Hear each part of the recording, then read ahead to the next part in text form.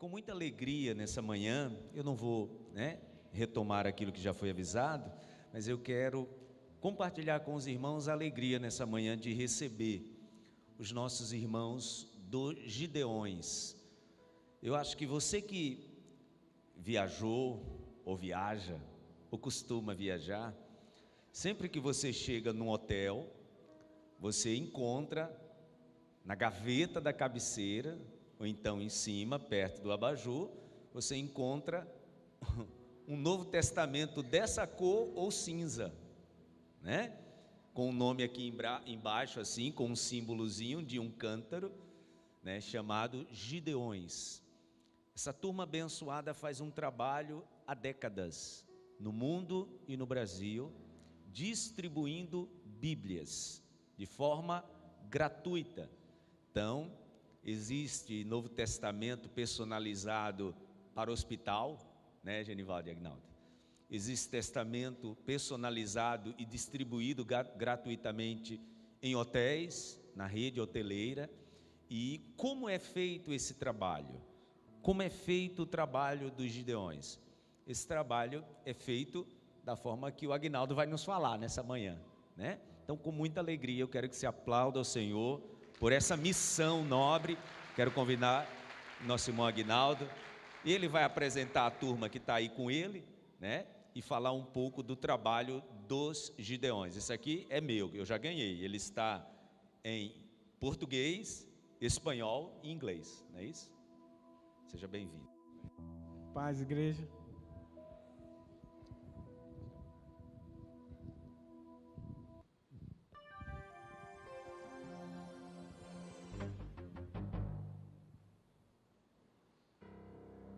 Por longos 27 anos eu tive inserido no submundo da criminalidade, da prostituição, das drogas e do adultério e de tudo mais que você possa e deva imaginar. A minha vida foi uma vida marcada por uma trajetória de muitas lutas, de muitas dores, de muitas aflições. Perdi o meu pai aos 4 anos de idade. Minha mãe, uma cearense que sempre se esforçou para dar o melhor para nós, perdeu meu pai muito cedo e teve que ir para a luta, para trabalhar.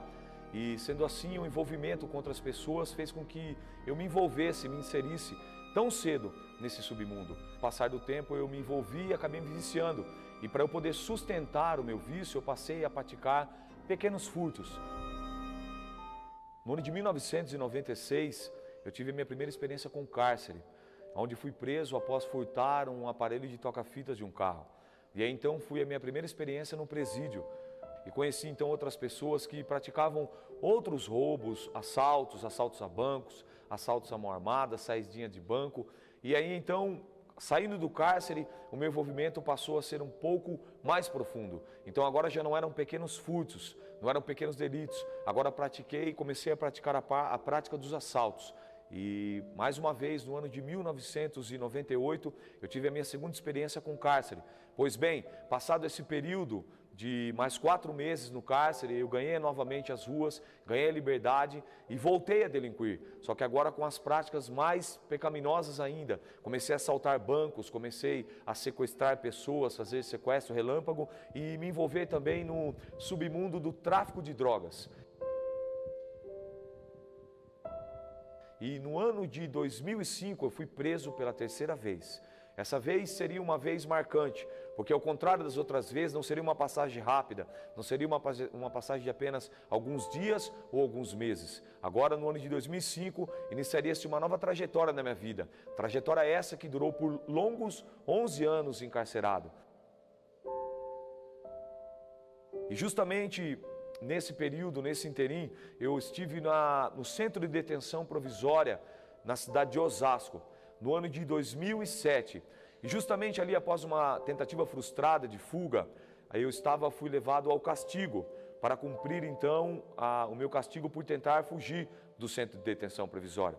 E eu fui lançado ali dentro desse castigo, praticamente para morrer nesse castigo. E ali eu fiquei por 11 dias, somente sendo alimentado com a água e com a roupa do corpo. Não me davam alimentação. E quando eu cheguei nesse castigo, eu me deparei com um exemplar como esse que se encontra em minha mão, do Novo Testamento, distribuído e semeado nos presídios, nas penitenciárias, pelos Gideões internacionais. Então esse passou a ser o meu único alimento, a minha única alimentação. Eu passei a me apegar de uma maneira tão grande que dentro desses 11 dias, eu li aproximadamente umas 30 vezes esse exemplar. E isso mudou a minha vida. Naquele momento, então, eu passei a ter um encontro. Posso dizer verdadeiramente que ali eu tive um encontro real, sincero e verdadeiro com a pessoa santa e bendita do Espírito Santo de Deus, que convence o homem e a mulher da justiça, do juízo vindouro e do pecado. Naquele momento, eu tive um encontro com Deus e a minha vida foi marcada. E passei a fazer a minha oração para que Deus mudasse a minha vida. Se realmente Deus tivesse um plano, Deus da Bíblia, que eu li nesse exemplar, que mudou a vida de Paulo, que mudou a vida de Pedro, que mudou a vida de tantos homens que perseguiam o Evangelho, que perseguiam os cristãos e fez deles servos, grandes homens de Deus, que Deus fizesse essa transformação e me libertasse de todo aquele mal. E foi justamente isso que aconteceu. E para a honra e glória do Senhor Jesus Cristo, hoje eu sou uma pessoa liberta, lavada e remida no sangue do Cordeiro. E o que eu quero dizer para você que tem semeado nessa obra, Gideão, você que tem contribuído, você que tem dado o seu esforço, contribuído financeiramente ou até mesmo ido dar esses exemplares nas escolas, semeado nos presídios, nos hotéis, que não é em vão o seu trabalho, que o seu trabalho não foi em vão, porque foi através de um exemplar como esse que a minha vida foi mudada, que minha vida foi transformada e que a minha vida foi restaurada. Continue se esforçando, porque assim como Deus libertou a minha vida, muito mais vidas serão libertas e alcançadas através desse trabalho fantástico. E esse projeto está no meu coração, o qual oro por ele, para que Deus continue cada vez mais levantando mais gideões, mais mantenedores, mais homens e mulheres dispostos a se doarem pela causa do Evangelho de Cristo.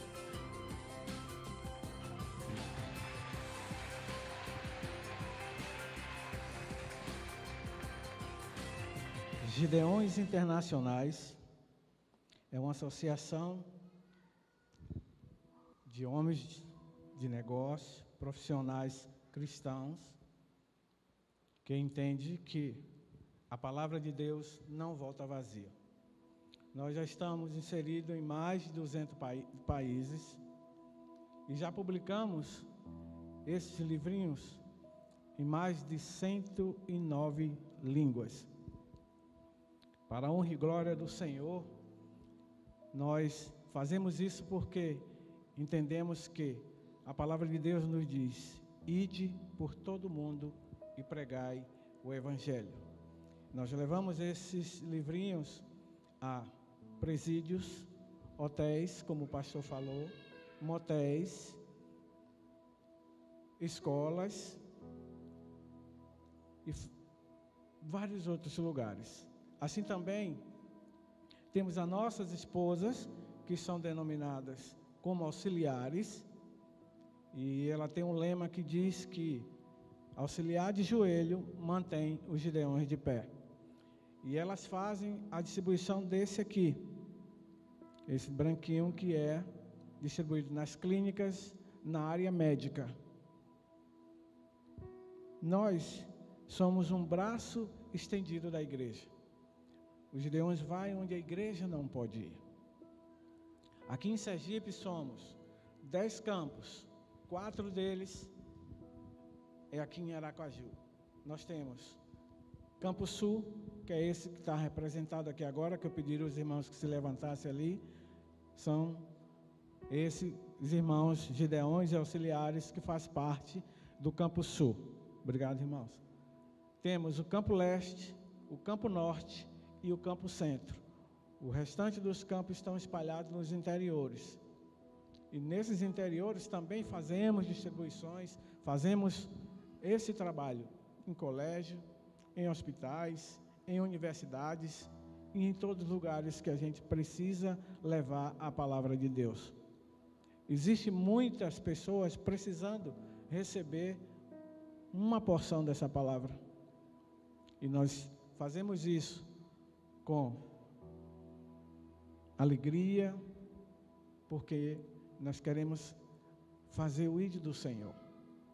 Que Deus nos dê cada dia força para que nós possamos ter a condição física, a condição financeira para a confecção desse Novo Testamento.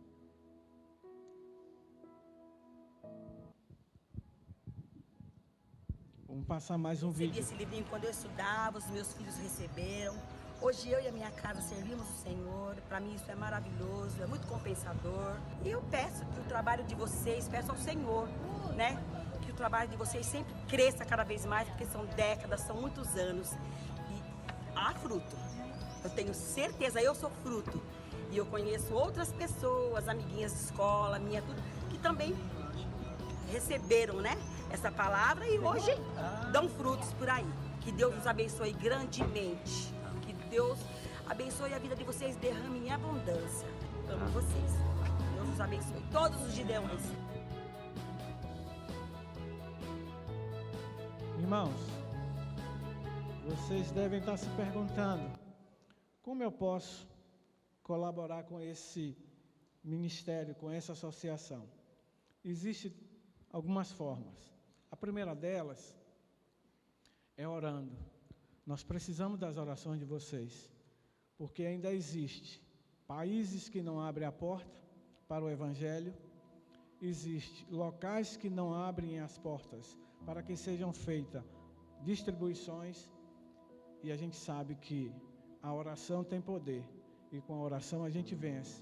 E nós precisamos das orações dos irmãos para que possamos vencer essas barreiras, vencer essas batalhas, que é entregar a palavra de Deus.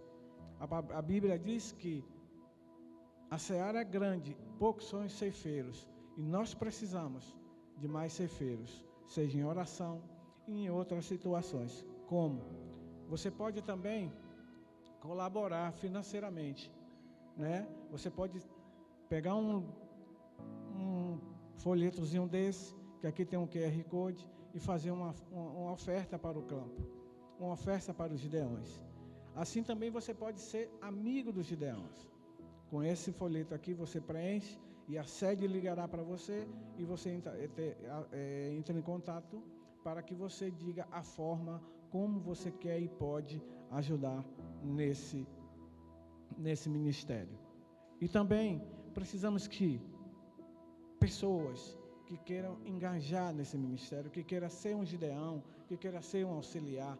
É muito importante a presença de vocês para estar conosco, distribuindo, né, e trazendo a palavra, porque a igreja, né, a igreja é a nossa parceira. Sem a igreja a gente também não poderia fazer. Por quê? Porque a gente precisa dos irmãos evangélicos para entrar nesse ministério. Outro tipo de pessoa não ia entender fazer esse trabalho de coração, simplesmente de coração. Então só nós que somos evangélicos, que somos filhos do Senhor, servos de Deus, fazemos isso com alegria, com amor e com tranquilidade. Se Deus tocou no teu coração, se Deus falou ao seu coração, nos procure no final, para que nós possamos mostrar para vocês como você pode participar desse ministério, como é importante esse ministério. Nós também fazemos esse aqui, que é o evangelismo pessoal. Esse nós compramos, nós Gideões, só nós Gideões, compramos a caixa para doar esse tipo de Bíblias, que é só nessa cor, vermelho, que é chamado evangelismo pessoal. Mas, irmãos, que Deus abençoe você, que Deus abençoe essa igreja, porque nós estamos aqui porque Deus permitiu. Nós estamos aqui porque queremos avançar. Existem milhões e milhões de pessoas precisando receber uma porção dessa palavra. Não precisa você ir muito longe. Seu vizinho, seu trabalho, sempre tem alguém precisando de uma palavra dessa. A gente distribui isso com o maior carinho, com o maior amor, porque realmente é gratificante quando você vê o sorriso, não só de uma criança, mas de qualquer pessoa, quando recebe um livrinho desse. Esses dias, numa dessas sinaleiras, uma cidadã parou com a moto do lado, eu peguei um vermelhinho desse e dei a ela. Bom dia, tome. Ela disse, meu senhor, muito obrigado, o senhor não sabe como isso vai resolver a minha vida. Isso já era segunda-feira, 7 horas da manhã, a pessoa já estava acordando atribulada, né? Na verdade. Ela disse, isso aqui vai me ajudar muito, já acordei hoje daquele jeito. Então, a nossa satisfação é entregar, porque sabemos que o trabalho quem vai fazer da conversão é o Espírito Santo.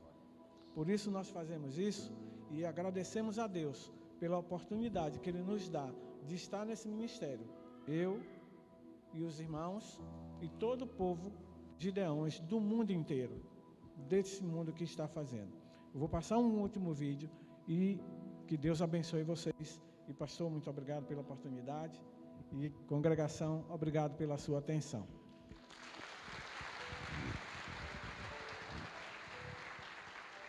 Esse ribeirinho são um pequeno grupo de pessoas que moram à margem desses rios, em condições de vida extremamente difíceis. O desafio de alcançar essas pessoas é muito grande, devido ao transporte e essa imensidão de rios que tem a Amazônia. Irmãos, existem centenas de comunidades ainda não alcançadas por gideões e auxiliares, por causa do difícil acesso a esses locais. Fizemos uma dessa distribuição, onde saímos de carro por 340 quilômetros de Manaus, até chegarmos a um porto, onde conectamos com lanchas para chegar a essas comunidades ribeirinhas.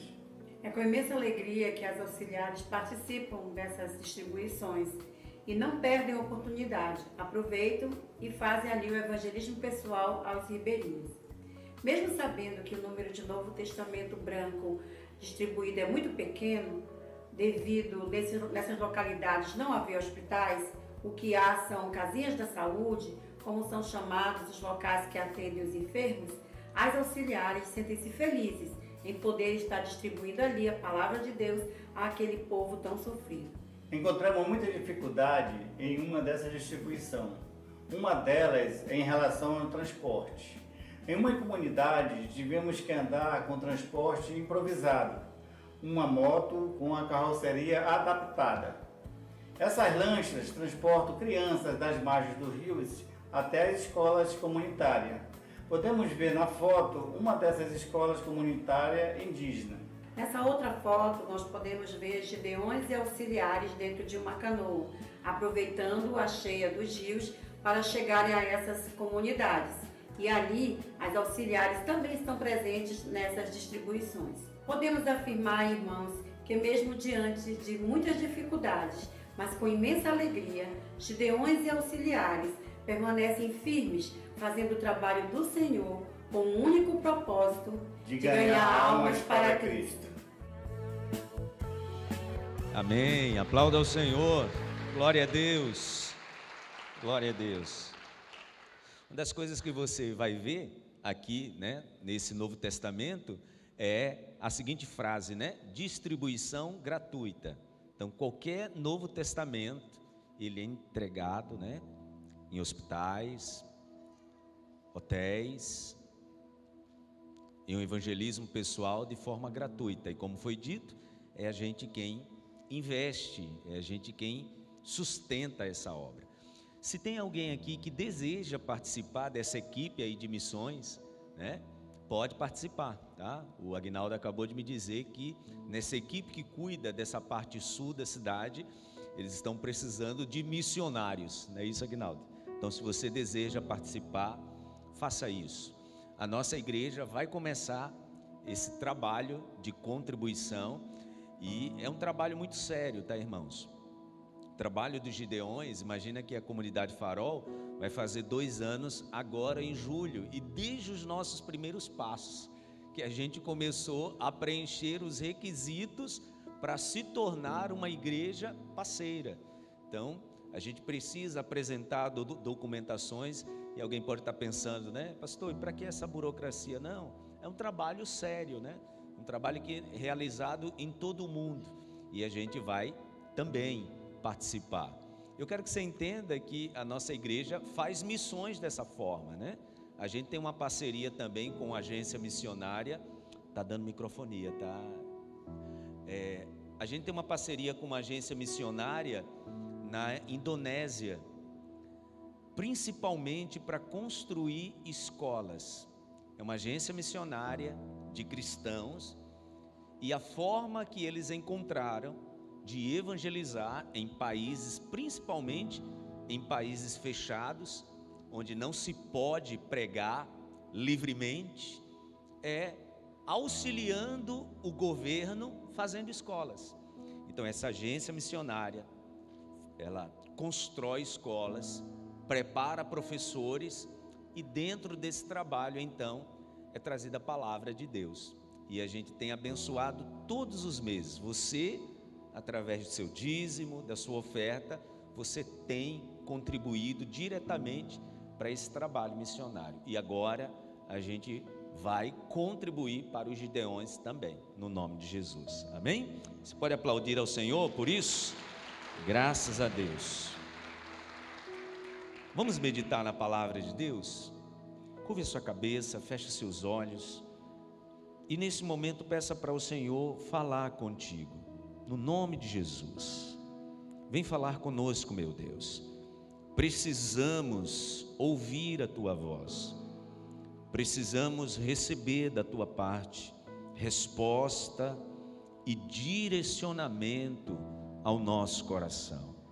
Preciso, meu Deus, que o teu Espírito Santo venha iluminar os nossos pensamentos, para que a tua palavra chegue de forma reveladora, no nome de Jesus. Fala conosco e que nada nos atrapalhe, que nada nos distraia e que estejamos recebendo dos céus resposta ao nosso espírito, no nome de Jesus. Amém e amém. Abra sua Bíblia no Evangelho de João, capítulo 5. João, capítulo 5. João, capítulo 5, a partir do versículo 1. Eu preguei recentemente sobre essa história e o Espírito Santo ontem trouxe uma compreensão ao meu coração nessa mesma história. Para aqueles que estavam acompanhando a série de mensagens sobre os milagres de Jesus, devem lembrar que eu preguei sobre essa história recentemente, mas eu quero me utilizar dessa história mais uma vez, para a gente aprender algo que Deus tem para o nosso coração nessa manhã. João capítulo 5, a partir do versículo 1. Algum tempo depois, Jesus subiu a Jerusalém para uma festa dos judeus.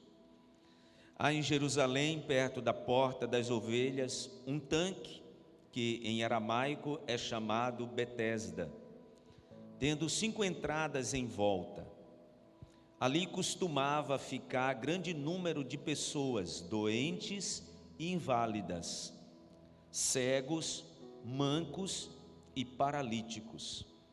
Eles esperavam um movimento nas águas. De vez em quando, descia um anjo do Senhor e agitava as águas. O primeiro que entrasse no tanque, depois de agitadas as águas, era curado de qualquer doença que tivesse. Um dos que estavam ali era paralítico, fazia 38 anos. Quando o viu deitado e soube que ele vivia naquele estado, deitado, há tanto tempo, Jesus lhe perguntou: você quer ser curado? Disse o paralítico: Senhor, não tenho ninguém que me ajude a entrar no tanque quando a água é agitada. Enquanto estou tentando entrar, outro chega antes de mim.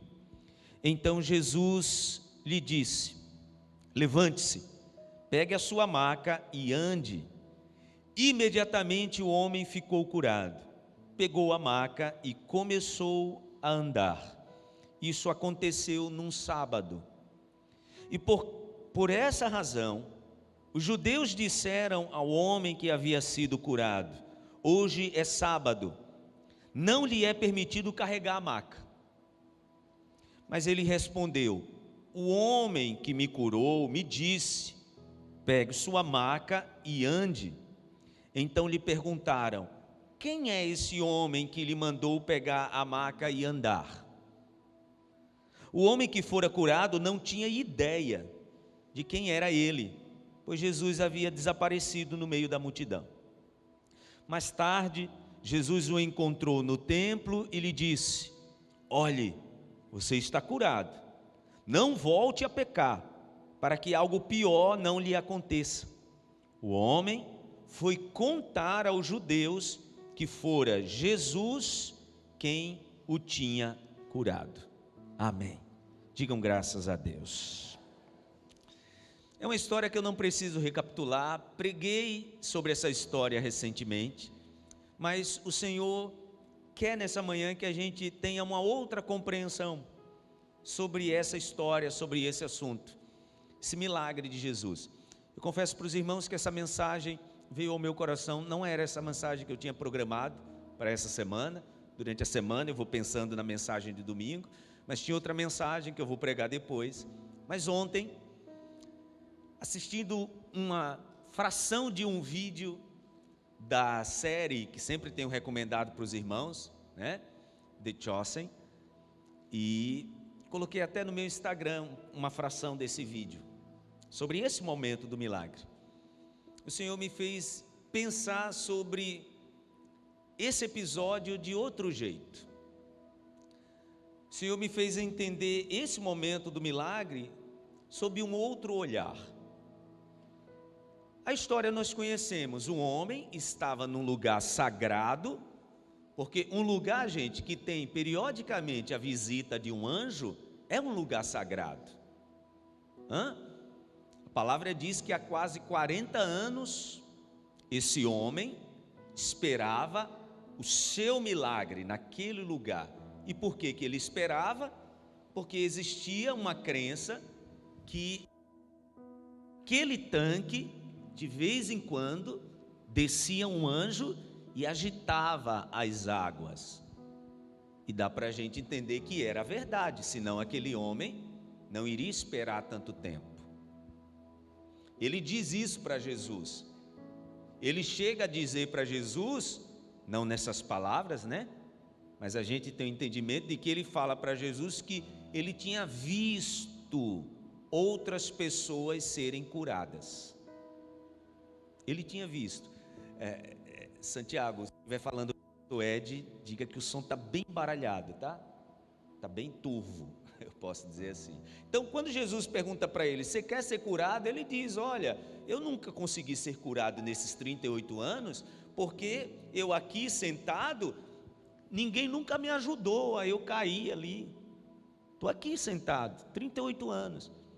E todas as vezes que eu me esforcei para cair dentro do tanque, alguém passou na minha frente. Ou seja, esse alguém que passou na frente, ele viu ser curado. Os judeus, irmãos, eles são muito criteriosos naquilo que eles chamam de descobertas arqueológicas. Eu estava lendo sobre esse lugar e sobre uma descoberta recente desse lugar, e quando eles sabem que é o lugar mesmo, eles afirmam, olha, foi aqui, esse monte é esse monte mesmo. Quando eles não têm muita certeza, é apenas uma noção de que pode ser aquele lugar, eles dizem, é muito provável que seja esse o lugar. Então, essa descoberta recente, eles encontraram no lugar a norte de Jerusalém, um lugar bem semelhante à narração da história. Um lugar com 5 alpendres, tanques. Inclusive, esse lugar começa a ser objeto de peregrinações, né? As pessoas vão lá, olha aqui o lugar onde Jesus fez um milagre na vida do homem que esperava há 38 anos. Ele não estava só ali, a palavra diz que outras pessoas também esperavam um milagre, né? Quem eram as pessoas que estavam ali, gente? Versículo 3, né? Você se volta aí para a sua Bíblia, por favor. Ali costumava ficar grande número de pessoas doentes e inválidas, cegos, mancos e paralíticos.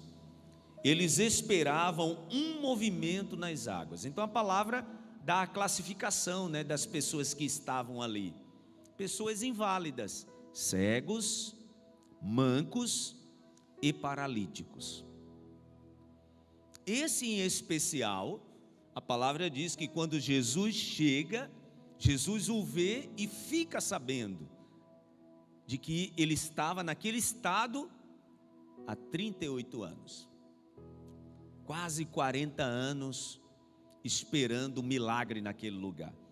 A palavra diz que Jesus se dirige a ele e faz a pergunta que ele estava esperando há quase 40 anos. Você quer ser curado? E hoje, mais de 2000 anos depois, a gente ouvindo essa história, a gente fica estranhando, irmãos? Por que aquele homem não respondeu imediatamente depois da pergunta? Sim, eu quero. É o que eu mais quero, é ser curado. Você quer ser curado? Eu estou esperando isso há quase 40 anos. É óbvio que eu quero ser curado.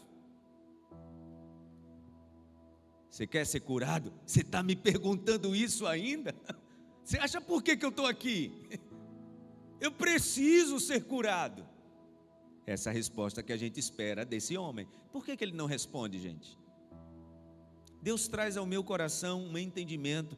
Por que esse homem não respondeu o que nós esperávamos que ele respondesse? E Jesus também. Jesus esperava que ele respondesse: sim, eu quero ser curado. E por que ele não responde? Eu digo, irmãos, pela resposta dele. Porque qual foi a resposta daquele homem, gente? Vamos se voltar para a Bíblia mais uma vez? Versículo 7, leia aí comigo. Disse o paralítico: Senhor, não tenho ninguém que me ajude a entrar no tanque. Essa foi a resposta dele. Senhor, não tenho ninguém que me ajude a entrar no tanque. Quando a água é agitada, enquanto estou tentando entrar, outro chega antes de mim. Na mensagem que eu ministrei dentro da série dos milagres de Jesus, eu expliquei que o nome Betesda, significa casa da misericórdia. Bet, casa, Tesda, misericórdia, bondade. Aquele homem estava no lugar certo, já falei sobre isso, no lugar que se chamava casa da misericórdia divina. De vez em quando tinha uma aparição sobrenatural, que era o que, gente? Um anjo. Eu falava no culto das 7 da manhã, que eu sou de uma época de evangélico que, quando num culto alguém dizia assim: estou vendo um anjo, o fogo caía. Quando alguém dissesse: tem uma asa de anjo ali, o fogo caía. Você que não conviveu muito dentro do meio evangélico, você não sabe muito o que eu estou te dizendo, não. Mas podia dizer várias vezes: Jesus está aqui, o Espírito Santo está aqui, Deus está operando. A pessoa: amém, amém. Mas dissesse: tem um anjo aqui, meu Deus. Tem até uma música que diz assim, tem um anjo aqui, tem um anjo lá, tem um na porta e outro no altar. Começasse a cantar essa música, gente, o fogo caía. Nesse lugar, a palavra diz que eles acreditavam que um anjo de vez em quando aparecia. E quando o anjo aparecia, agora é linguagem de pentecostal, tinha um rebuliço. O anjo aparecia, tinha um rebuliço. E era literalmente, porque a palavra diz que ele mexia as águas. Imagine, gente, o atropelo. Imagine um atropelo. Todo mundo querendo cair primeiro, porque o entendimento era: o primeiro que caía era curado. E aquele homem tentava isso há quase 40 anos. Por quê? Porque naquele tanque,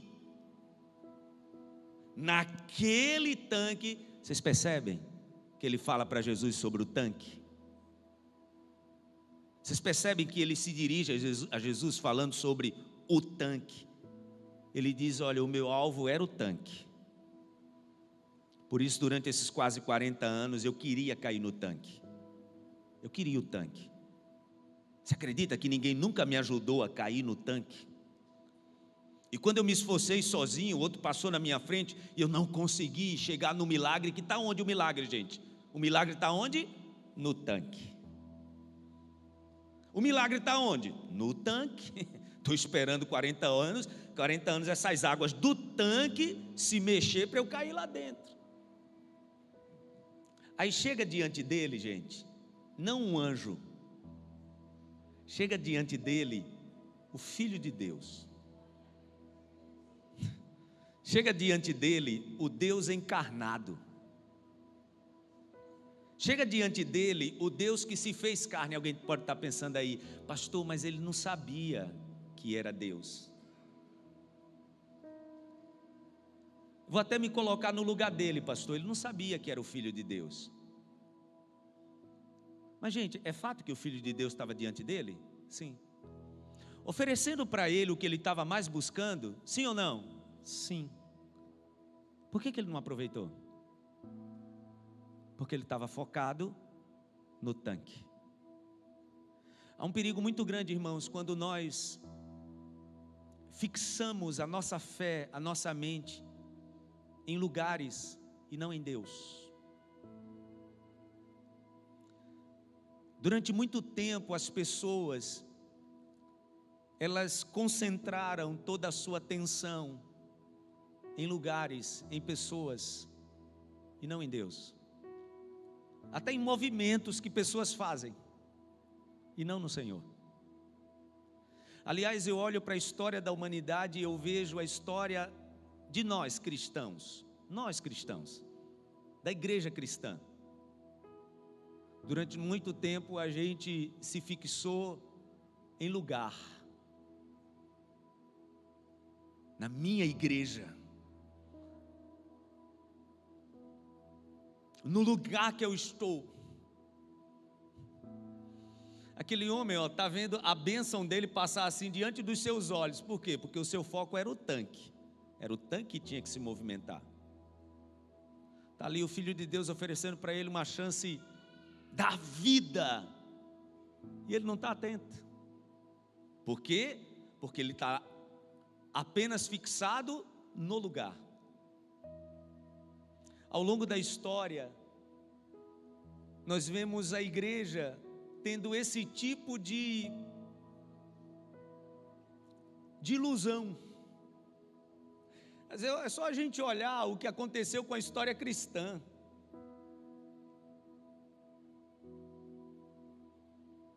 Você viu o que aconteceu na história cristã? Com as indulgências, com as perseguições. Pergunta para quem estava no tempo da Inquisição fazendo aquilo, se essa pessoa não garantia para você que estava fazendo aquilo em nome de Deus. Pergunta para aquela pessoa, se você tiver a oportunidade de perguntar, né? A gente voltar no tempo e perguntar, peraí, você que está aí matando, você que está torturando pessoas, tem gente até morrendo com a Bíblia numa corrente pendurada no pescoço, em praça pública. Pergunta para o algoz se aquela pessoa não estava fazendo aquilo em nome de Deus. Por amor a quem? Por amor a um lugar. A infalibilidade de um lugar.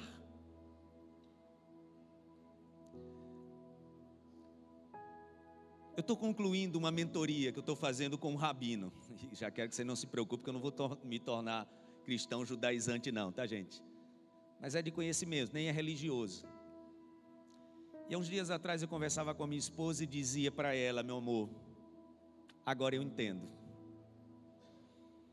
Porque eles não acreditaram no Messias. Agora eu entendo. Irmãos, eles estão tão fixados na regra. Eles estão tão fixados no padrão da regra, que eles esqueceram de Deus. Meu Deus do céu, é tão claro. Eu disse para ela, se Jesus viesse hoje, vamos dizer que Jesus viesse hoje, Jesus está vindo e ele, novamente, deixa eu dizer para você, ele seria crucificado, inclusive por nós cristãos. Em muitas igrejas Jesus entraria e alguém diria, tem que crucificar ele, porque essa palavra dele é muito estranha. Gente, os fariseus, vamos falar dos fariseus? Os fariseus, gente, o próprio nome já diz, né? Eles se intitulavam separados. Esse é o significado do nome fariseu, separados. E eles se arvoraram de um poder tão grande que eles entendiam que quando o Messias chegasse, eles que tinham que arguir o Messias. A arguição do Messias ia passar por eles, os fariseus. Vocês entendem por que eles faziam tantas perguntas para Jesus? Quando eles levaram aquela mulher pega em adultério, quem foi que levou aquela mulher lá? Os fariseus. Ó mestre, essa mulher que foi pega em pleno ato de adultério, a lei de Moisés diz que é para apedrejar. E tu que dizes, apedreja ou não apedreja? Essa pergunta era capciosa, porque o propósito era, dependendo do que ele responder, nós vamos provar para vocês que ele não é o Messias. Eles estavam usando o que, gente? A regra. Então, todos os passos de Jesus eram seguidos para uma análise. Quem assiste a série que eu falei, né? Vai vendo isso em Nicodemos, né? Nicodemos começa a seguir Jesus para quê? Para saber se Jesus estava seguindo o negócio direitinho. Gente, quando foi que eles decidiram de fato que teria que matar Jesus? A regra dos fariseus era assim: será o Messias aquele que cumprir esses pré-requisitos e fizer milagres assim. Então essa era a regra. O Messias tinha que vir, cumprir um requisito rabínico e também fazer alguns tipos de milagres. E Jesus estava fazendo milagres. Qual foi o milagre que decidiu que Jesus seria morto? Está na Bíblia. A ressurreição de Lázaro. É quando Jesus ressuscita Lázaro que os fariseus decidem, junto com os mestres da lei e com os sacerdotes, ele tem que ser morto. Por quê? Jesus não fez o milagre? Claro que fez, ainda na regra deles, tá?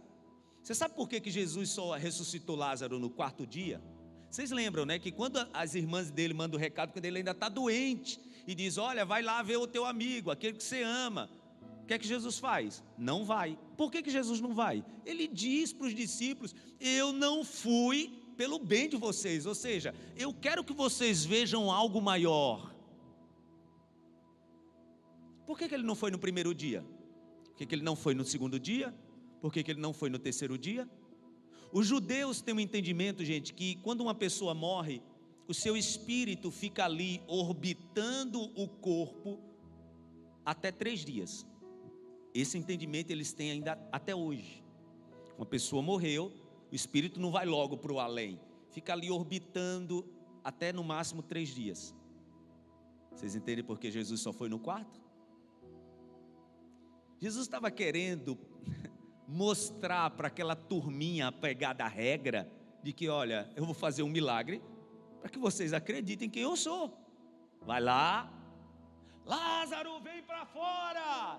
Aí o homem vem, até a irmã já tinha dito, não faz isso não, já está cheirando mal, tem 4 dias, Lázaro vem para fora. Ele vem 4 dias depois, então não tinha mais desculpa. Pelo entendimento deles, a regra era até 3 dias, dá para entender que não foi ressurreição, foi algo natural. O espírito estava por ali e voltou. 4 dias não, 4 dias era milagre. O que aconteceu? Olhe para mim, quando eles viram o milagre, como eles estavam apegados à regra, o que eles fizeram? Então vamos matá-lo. Não, mas espera aí, ele não cumpriu o requisito? Mas para a gente não. Por quê? Porque a gente está apegado à regra. Ô gente, a gente veio isso aqui nessa história, ó.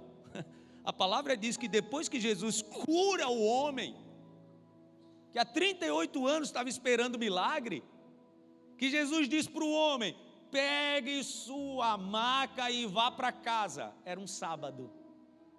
E o que é que eles fazem? Por que você está carregando a maca?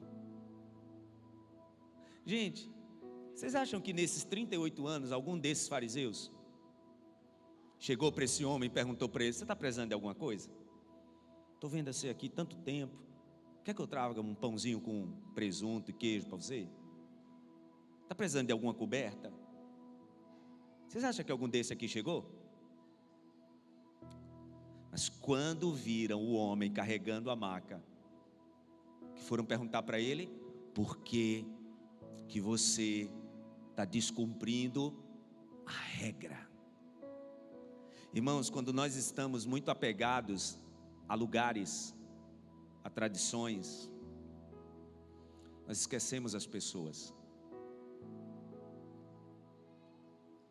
Quantas pessoas já foram feridas dentro da igreja por causa da regra? Mas vamos para um núcleo mais íntimo. Quantas pessoas que são feridas dentro de casa por causa da regra da família? Pastor, você está pregando contra a regra, contra a tradição? Oi, meu irmão, se tem uma pessoa que gosta de tradição, sou eu. Aliás, uma forma de ensinar os meus filhos é dentro daquilo que eu entendo que é bom da tradição.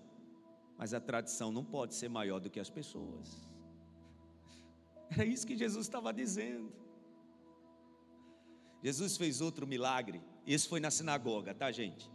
A palavra diz que Jesus estava num sábado na sinagoga, pregando, e uma mulher estava lá no cantinho dela. Possivelmente, gente, ela estava sentada assim, ó, nessa posição. Possivelmente. Jesus está lá pregando, e então o mestre diz: mulher, venha para o centro, venha para o meio. Aquela mulher deve ter tomado um susto, e quando Jesus manda ela ir, ela possivelmente foi até Jesus dessa forma. Dessa forma. Porque a palavra diz que tinha 18 anos que ela andava assim. E era um espírito maligno, tá, gente? Não era uma doença só física. A palavra diz que um espírito maligno a mantinha doente, 18 anos. Ela vem para o centro da sinagoga, possivelmente assim. O que é que Jesus disse para ela? Filha, seja liberta da sua enfermidade. Ela fica boa. Quando Jesus termina de curá-la, 18 anos esperando um milagre. O que é que o chefe da sinagoga diz? Tantos dias para vocês virem aqui ser curados. Como é que vocês vêm ser curados logo no sábado? Tem outro dia não para vocês virem? O que é que Jesus diz? Como não podia fazer isso? Essa filha de Abraão estava esperando isso tem 18 anos. Aí Jesus agora pega pesado, né? Vocês, quando o jumento de vocês cai no buraco, no sábado, vocês vão lá pegar. Vocês não esperam o domingo para ir lá.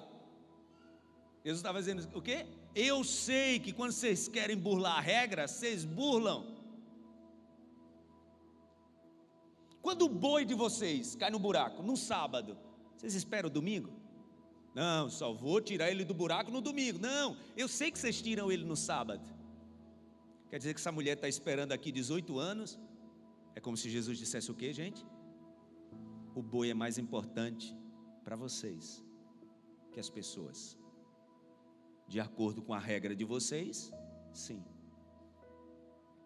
Ô irmãos, há um perigo muito grande quando nós esquecemos de princípios, esquecemos dos princípios. Quando Jesus começa a pregar a nova mensagem, a nova aliança, o povo estava acostumado com 10 mandamentos. Então chega Jesus, revolucionário como era, né? Eu vou dar para vocês só 2 mandamentos. Ah, mas são 10. Pois é, se vocês cumprirem 2, já está de bom tamanho. É como se Jesus dissesse: 10 é muita coisa para vocês decorarem e praticarem. Pratiquem 2. Primeiro, ame a Deus acima de todas as coisas. E ame ao próximo, como, gente? Como a si mesmo. Acho que o povo fez as contas, né, e pensou: peraí, mas se a gente cumprir esses 2, a gente vai cumprir os 10. Porque se eu amo a Deus acima de todas as coisas, eu não adoro outros ídolos. Se eu amo a Deus acima de todas as coisas, eu não levo o nome dele em vão. Se eu amo o próximo, amo a mim mesmo, então eu não adultero, então eu não roubo, eu não furto, eu não tomo o que é do meu próximo. Ou seja, Jesus traz na nova aliança, né, um jeito mais prático das pessoas entenderem a palavra. Qual era a base do evangelho que Jesus estava pregando, gente? As pessoas. As pessoas são mais importantes que as regras e que os lugares. Repito, irmãos, quantas famílias, que pessoas foram feridas para ninguém contrariar a honra da família. Não mexe nesse assunto não, porque a honra da família aqui está em jogo. E a pessoa que está sofrendo? E a pessoa que está padecendo? Então, para defender a tal da honra da família, deixa alguém se perder? Eu preciso falar sobre isso. A Dani falou aqui sobre esse momento que nós estamos startando, tá, gente? Porque é um momento que a gente quer dar prosseguimento. É o que Deus tem feito arder no nosso coração. Esse dia da família, a gente quer trazer uma palavra muito direcional para pais, filhos, crianças. Uma palavra que eu quero trazer para você, pai, você, mãe. Quando teu filho, tua filha te falar algo, mesmo que seja o mais estranho que for, ouça, dê atenção, leve em consideração, pelo menos leve em consideração, proteja seus filhos. Irmãos, como pastor eu já ouvi muitas conversas dolorosas e histórias dolorosas, de famílias que pegaram um assunto muito sério e varreram para debaixo do tapete, para proteger a honra da família. É gente que está presa a um lugar, é gente que está presa a um ambiente. E as pessoas? Quando eu olho Jesus olhando para aquele homem, e a capacidade que Jesus tinha de ver as pessoas, aquele homem que estava preso com um tanque, ele estava preso no tanque, na cabeça dele, quase 40 anos era: eu só volto a andar, e é esse tanque aqui a minha solução, é o lugar, é um anjo que tem que descer no tanque. Jesus chega para ele e diz o quê? Filho, não é mais o tanque, não é mais o anjo, é o Filho de Deus que está aqui para resolver tua bronca, rapaz. Esquece o tanque, esquece a regra do tanque, agora sou eu vou resolver teu problema, você vai andar. Mas ele não sabia disso. Por quê? Porque durante 40 anos ele se ateve a quê? Ao tanque. Quantas famílias, irmãos, que pegaram pessoas e jogaram essas pessoas num limbo? Por quê? Porque uma conversa não foi averiguada,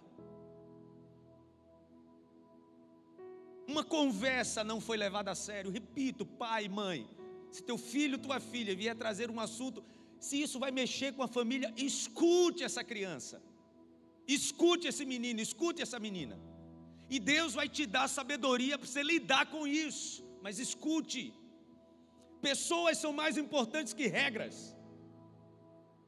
Jesus estava olhando para os fariseus e dizendo: eu estou atento às pessoas, vocês estão atentos à maca, ao sábado, a não descumprir um dia que vocês acham sagrado. No dia sagrado eu vou curar e vou continuar curando, porque pessoas para mim são mais importantes. É isso que Jesus está dizendo, quando ele diz assim: essa filha de aqui, 18 anos, está curvada, e vocês agora estão preocupados, foi num sábado. Faça-me um favor, rapaz, faça-me um favor, para mim mais importante é a cura dela, é o bem-estar dela. O trabalho que nós vamos começar no dia 15 de maio tem esse propósito, a gente aproximar mais a família. Nós já temos feito esse trabalho, gente, dentro do Farol Kids, trabalho de conscientização, de estar atento aos sinais das crianças. Nós vivemos num mundo muito perverso. Nós vivemos num mundo muito perverso, irmãos, onde a família ou pensa nas pessoas, ou pensa mais em quem está ali, porque às vezes a gente acha que está pensando na família, né? Às vezes a gente está preso ao lugar, é a posição, é a tal da... Não posso fazer isso por causa da honra da família.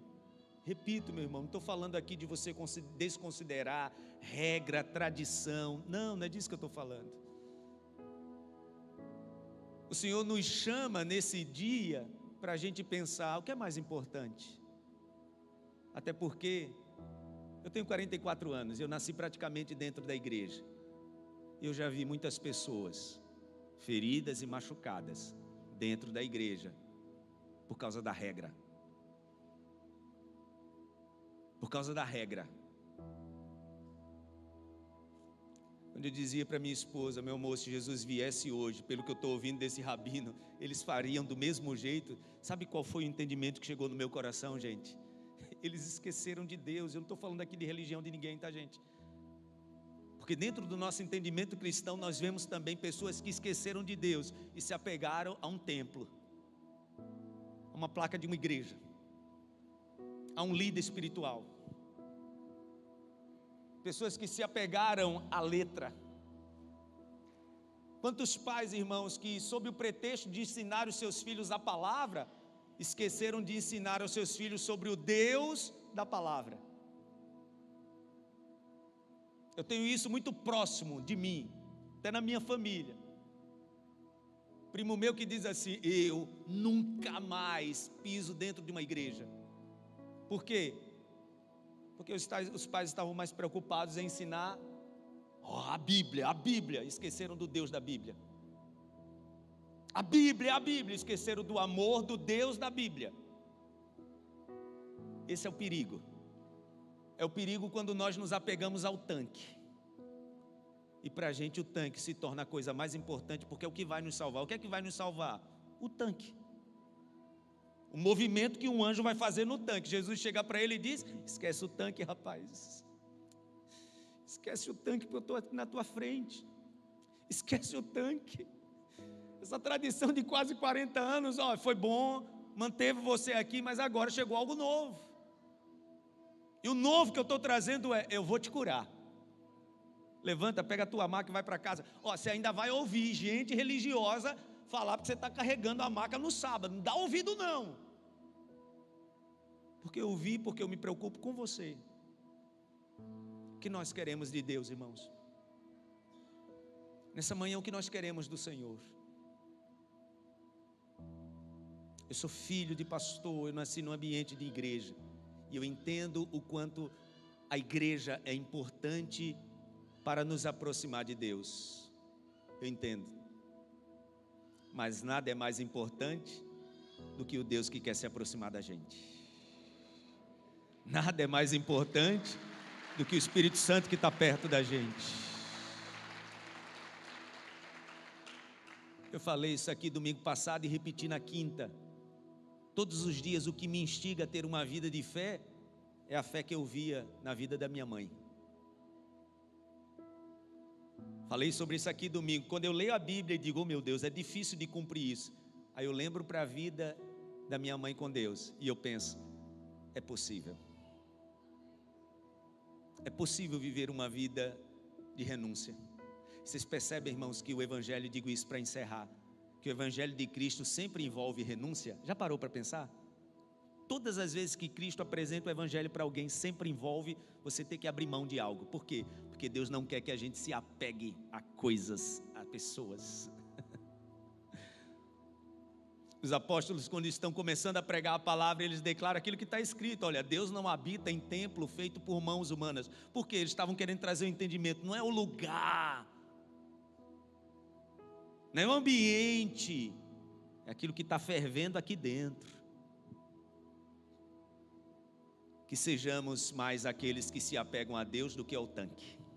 Amém?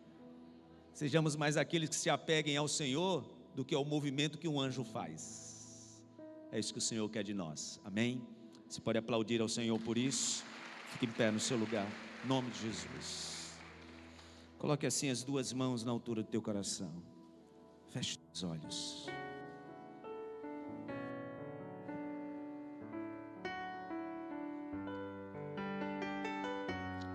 Fale com o Senhor. É o que nós queremos, meu Deus. Eu queria ter mais que uma voz, mais que um amor, uma vida pra te oferecer, pois tu és muito mais que eu possa ter. Em meu ser, tu és o autor, aquele que criou com perfeição a vida. Tu és o Senhor, aquele que me amou, aquele que me amou, e és o meu Deus, meu Senhor. Minha vida é para o teu louvor, meu Deus, meu Senhor. Minha vida é para teu louvor. Você pode aplaudir ao Senhor bem forte, com alegria. Nossa vida é para o teu louvor, meu Deus. Eu queria ter. Cante isso, declare isso. Mais que um amor, mais que uma vida, meu Deus. Uma vida pra te oferecer, pois tu és muito mais Que eu possa ter em meu ser. em meu ser. Aleluia. Tu és o autor, aquele que Pintou com perfeição a vida. Tu és o Senhor, aquele que me amou. Diga isso. Oh, Ele é o meu Deus. Ele é o meu Deus. Ele é o meu Senhor. Apenas Ele. minha vida é para o teu louvor, meu Deus, meu Senhor. Minha vida Diga isso. para o teu louvor, meu Deus, meu Senhor. Minha Ao teu louvor. ao teu louvor, meu Deus, meu Senhor.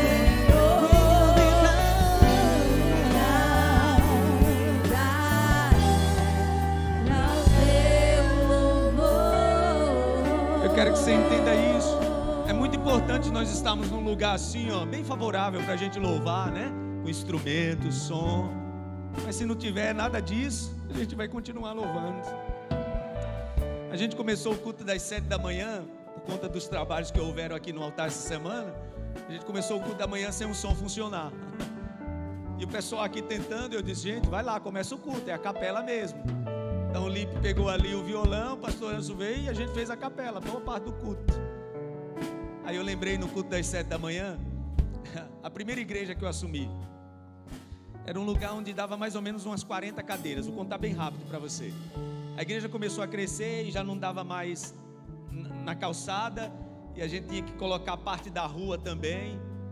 E na outra esquina tinha um galpão bem velho mesmo, mas estava para alugar. Eu disse, meu Deus, aqui não cabe mais, e a gente já estava fazendo outros cultos. Aí a gente foi lá e alugou. Quando eu entrei, gente, o galpão, só misericórdia, parecia a casa do Frankenstein, de verdade. O telhado estava muito ruim, o piso era cimento e cheio de buraco. Aí eu chamei um pedreiro, aí a gente ajeitou o piso, depois eu dei aquela tinta cinza, né? O telhado não tinha como a gente mexer, o pedido para o proprietário para mexer no telhado, ele, não tem como, não tem como. Aí a gente pegou aqueles tecidos e fez um forro todo de tecido. Sabe quando você põe um tecido assim para ninguém ficar olhando? Que se olhasse ia se assustar. E a gente começou a fazer os cultos, a igreja enchendo, aí a gente tem que fazer outro culto. E um dia eu cheguei lá, quando eu olhei para o telhado, eu disse, meu Deus, não tem mais como, esse telhado vai cair. Aquela peça do meio, né, a principal estava assim, né? Aí eu chamei meu amigo Ricardo. Ricardo, vai lá, eu tenho que ter uma palavra do engenheiro civil. Aí Ricardo vai lá, análise, pastor. O negócio está temerário. Percebi Ricardo até com medo de entrar. Aí de lá mesmo da calçada eu liguei pro proprietário, ó, vem cá, porque não tem nem mais como a gente entrar. Eu tô aqui com um amigo que é engenheiro civil e ele disse que não tem condições. O homem disse assim, eu vou aí e vou com um amigo engenheiro. Eu disse, vem, é bom que são dois, né? Quando ele chegou lá, não sei se Ricardo lembra, quando ele chegou lá que o amigo desceu, que ele olhou de fora e disse, não vou nem entrar aí. Não vou nem entrar, porque está caindo mesmo. Aí ali mesmo a gente decidiu, cancelou os cultos e a gente de fato tirou o telhado para colocar outro. Isso foi mais ou menos um mês de trabalho. E aí, durante os dias de culto, naquela época, gente, 2008, não tinha a internet como a gente tem hoje de fazer culto online, né? Não tem não. Então a gente combinava com os irmãos, no dia de culto a gente ia para a calçada da igreja. A gente não podia entrar porque estava em reforma. E era ali na calçada da igreja que a gente louvava ao Senhor, recebia a palavra, adorava o nosso Deus. Porque não é o lugar, meu irmão. Não é o lugar. É muito importante nós termos um lugar para congregar, mas não é o lugar, não é o tanque. Você consegue entender isso? Não é o tanque, é o Filho de Deus que move tudo isso. Essa semana eu precisei fazer algumas visitas em hospitais, principalmente na UTI. E eu quero que vocês orem pelo nosso irmão André e pela família do nosso irmão Washington e Graça, pelo Zeque. Lembre desses nomes, André e Zeque. É uma criança de alguns meses que eu fui visitar na UTI. Eu fui visitar o nosso irmão André e a Tati. E ali naqueles breves momentos, eu tive a oportunidade de ler com eles a palavra e louvar ao Senhor. Ah, gente, louvar ao Senhor quando você não tem coisas favoráveis para o teu louvor, é a melhor forma de louvar. Porque o louvor não é para pessoas, é para o Senhor. É o Deus do louvor, não é o louvor, né? Não é o ambiente que nós estamos. Ou você entende isso, ou você perdeu a conexão. Se desapegue do tanque. Essa é a palavra de Deus para você nessa manhã. Se desapegue do tanque. O tanque é um ambiente religioso. O tanque é a atmosfera religiosa. Tem até um anjo de vez em quando visitando o tanque, mas não é o tanque. É o Senhor que promove tudo isso. Dentro da tua família, ouça, dentro da tua família tem um Deus que comanda a sua família. Faça os seus filhos quererem esse Deus que eles veem não na Bíblia que você fala, mas naquilo que você vive. Você consegue entender isso? No teu trabalho as pessoas vão querer o Deus que está dentro de você, não o Deus que você prega. É esse Deus que nós buscamos. Por isso entregue ao Senhor a tua vida. Se há alguém aqui nessa manhã que quer entregar a vida para Jesus, esse é o momento de você se lançar nos braços do Senhor Jesus. Se tem alguém aqui que aí no teu lugar está tomando a decisão de aceitar Jesus como Senhor e Salvador, esse é o momento. Se você quer tomar essa decisão nessa manhã, levante assim a sua mão e eu quero orar por você. Você que tem essa certeza de que essa é a melhor e maior decisão. Amém, amém. Vem aqui por favor que eu quero orar por vocês. Eu quero orar por vocês. Entenda, é o Senhor da vida. É Ele que nós precisamos entregar a nossa vida, entregar o nosso coração. Tem mais alguém que quer tomar essa decisão? É agora, é agora. Oh, é Ele. Oh, é Ele. Creia, é Ele, é o Filho de Deus. Ele chega no lugar do ambiente religioso e diz: ó, não é o tanque não. Eu estou te olhando. Esquece o tanque, é você e eu. Vocês estão tomando a melhor e maior decisão da vida de vocês. É o Senhor Jesus que os amou, sempre esteve trazendo livramento sobre vocês até hoje, porque Ele lhes ama, Ele lhes quer bem. Amém. A família está tomando a melhor decisão. Tem mais alguém que quer tomar essa decisão ao lado de Jesus? É agora, em nome de Jesus. Vamos orar por esses. Vocês que aqui estão, levante assim a mão direita comigo e diga assim: Senhor Jesus, eu te aceito como meu Senhor e como meu Salvador. Eu me arrependo dos meus pecados e aceito o Senhor no meu coração. E eu prometo que de hoje em diante a minha vida eu entrego nas tuas mãos. Escreve o meu nome no livro da vida, e a partir de hoje eu te pertenço. Amém. Estenda as mãos para cá. Obrigado, meu Deus, por essa decisão maravilhosa que os teus filhos tomam, a decisão de entregar a vida nas tuas mãos. Reitera essa oração, escreve os seus nomes no livro da vida, que a partir de hoje o Espírito vivificado, meu Deus, porque é isso que o Senhor faz, o Senhor vivifica o nosso espírito. Este Espírito vivificado receba, perceba e tenha a presença do Espírito Santo em todo o tempo. É essa bênção que declaramos no nome de Jesus. Amém e amém. Aplauda ao Senhor. Para o teu louvor, meu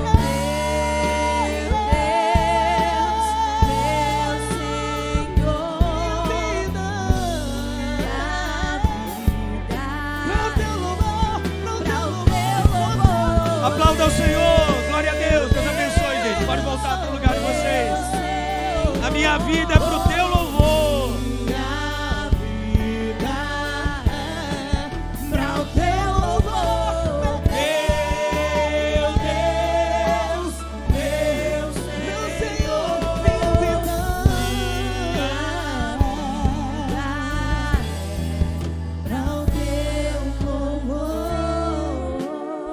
Pode aplaudir ao Senhor mais uma vez. Glória a Deus.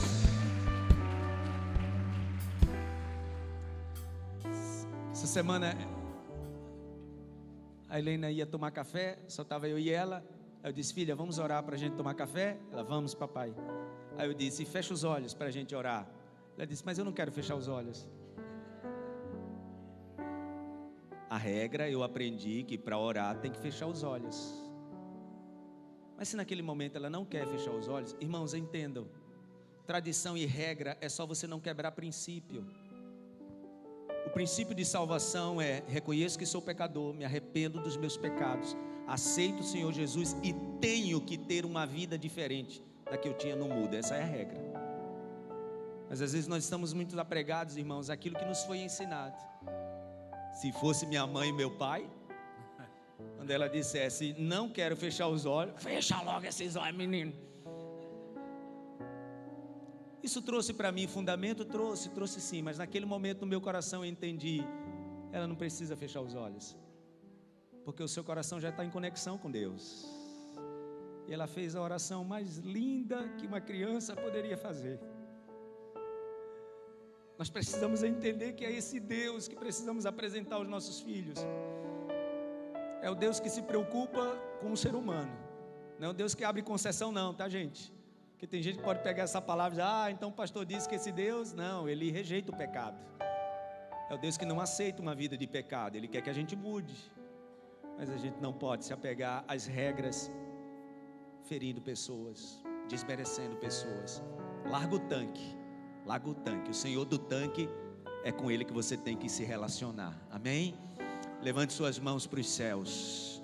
Obrigado, Senhor da vida, como temos declarado. Obrigado pela Tua presença na nossa vida.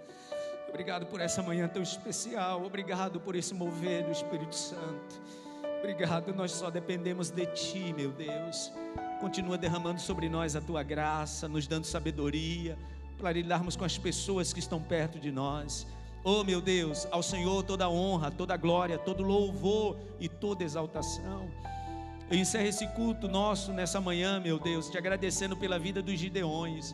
Obrigado por essas pessoas, meu Deus, que entenderam o princípio do chamado. Que o Senhor continue os usando poderosamente para levar a Tua palavra nessa missão tão nobre. E nos ajude para que a gente se desperte também em contribuir com isso.